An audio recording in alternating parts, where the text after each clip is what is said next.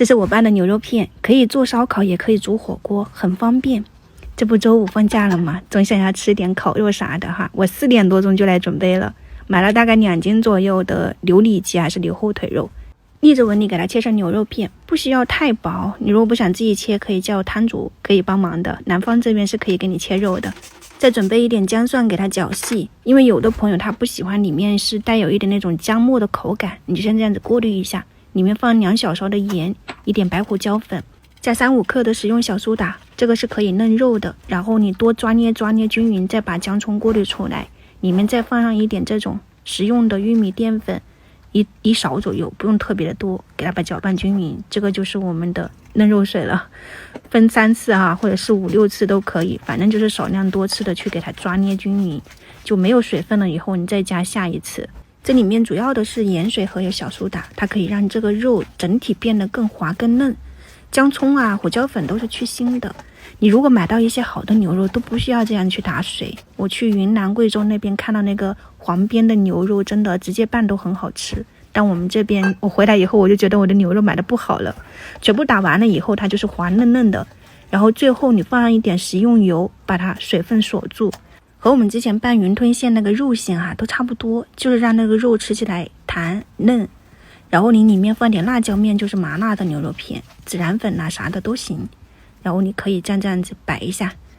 今天其实呢我也没有准备好说是要做火锅还是烧烤，等他们回来再问一问。但是提前准备好了，你放到冰箱去腌起来哈，刚好1个多小时也是差不多的。或者是说你想周末和大家聚一聚，就这样都很方便的，我感觉是这样哈。虽然我很少有社交，然后你放一点芝麻点缀一下，是不是和外面的一样？捞出来的姜葱末不浪费，五花肉上面切下来的瘦肉，你放点盐、蚝油、生抽、白芝麻，给它们抓拌一下，这个就是瘦肉片了。你可以烤着吃，很香很香的。生菜的话呢，老叶子你就下面垫一下，嫩叶子我们用来就是裹着那个烤肉吃嘛。今天的晚餐就搞定了，放到冰箱冷藏。回来想要吃烧烤，给个盘子给他们自己烤；想要吃火锅，那就煮一个酸汤的火锅就可以了，很方便啊。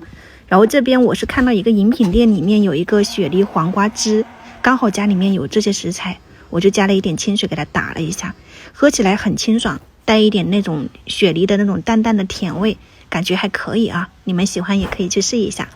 然后怎么说呢，拌好了以后总得要给你们试一下味道嘛哈，不是我馋了，是真的啊，就给你们试一下味道，看看口感怎么样。稍微用油煎一煎，煎到变色了以后，就可以把火调成小火，让它慢慢的自己去烤。然后这边的嫩叶子放上2片烤好的牛肉片，一点泡菜呀、酸菜啥的提一下味道，放一点生蒜，这样吃起来可香了，还不错啊。就算煎焦了，它的口感也是咬得动的，不老不柴。今天的牛肉片就到这里，供大家参考一下。我也下个早班，明天又是周末了，祝大家周末愉快，好好吃饭，下周一再见，拜拜。